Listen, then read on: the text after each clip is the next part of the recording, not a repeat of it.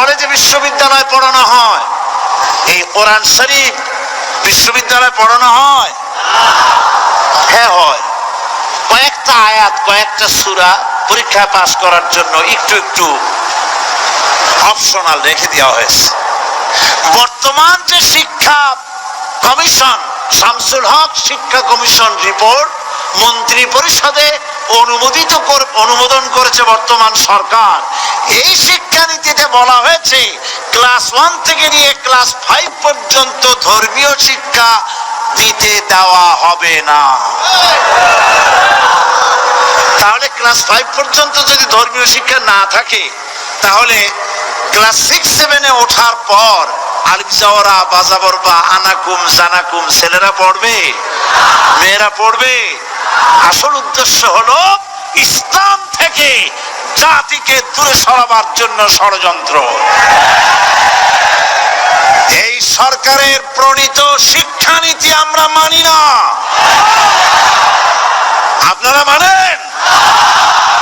সেই মাদ্রাসা মানুষের চরিত্র সৃষ্টি করে, বর্তমান সরকার সেই মাদ্রাসাগুলি একটা একটা করে ধ্বংস করার পরিকল্পনা গ্রহণ করেছে। সুতরাং আসল শিক্ষা হলো কোরআনের কাছে। আসল শিক্ষা কোথায়? কোরআনের কাছে।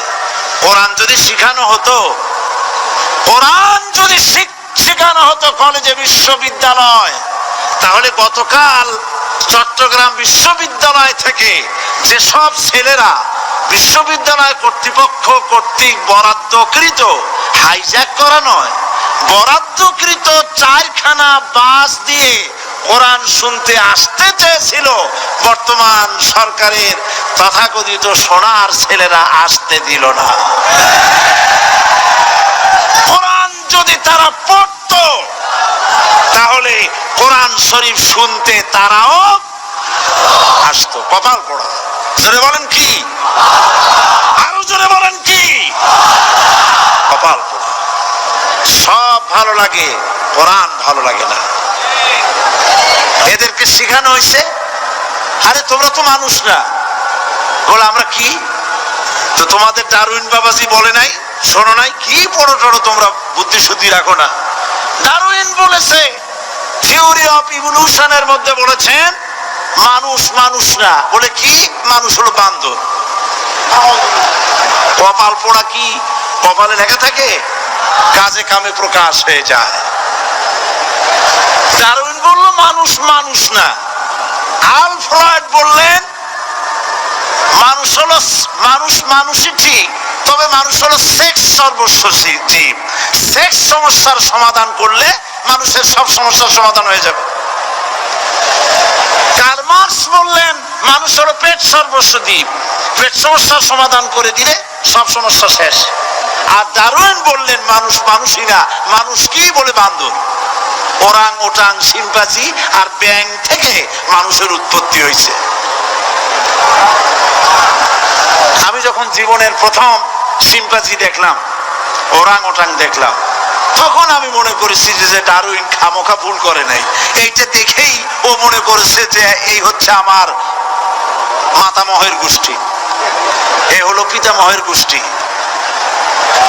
আপনারা একটু মাথা কাটায় চিন্তা করেন, মানুষ যদি বান্দর থেকে হবে, আজও বানর ফরেস্ট এরিয়া আছে কিনা বাংলাদেশে? চিল্লায় বলেন আছে কিনা? তো মানুষ যদি বান্দর থেকেই হবে, আপনারা কি কোনোদিন দেখেছেন যে একটা বান্দরের কোমর পর্যন্ত মানুষের মতো হয়ে সারছে?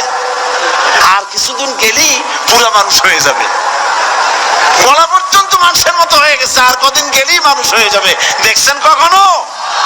আচ্ছা আপনারা বলেন, পাবদা মাছ আপনারা চট্টগ্রামে কি বলেন? পাবদাই বলেন। পাবদা মাছ দেখতে কি মাছের মতো লাগে? বোয়াল মাছের মতো। কোন পাগলে কি বলছে কথা যে বোয়ালের পূর্বপুরুষ পাবদা? পাবদাগুলি পুটি টুটি খাইয়ে খাইয়ে আস্তে আস্তে বোয়াল হয়ে গেছে, এ কথা কেউ বলে? আচ্ছা, শোলের যে ছোট সাইজ, শোল মাছ, গজাল মাছ, এর যে ছোট্ট সাইজ ভর্তা করে খায়, শুটকি বানায় খায়, ওগুলোর কি বলে? টাকি মাছ। এই টাকি মাছ দেখতে শোল মাছের মতো। কেউ পাগলকে আজ পর্যন্ত বলেছে যে শোল মাছের পূর্বপুরুষ টাকিগুলা সার মার খাইয়া আস্তে আস্তে শৌলে পরিণত হয়ে গেছে? কেউ বলেছে?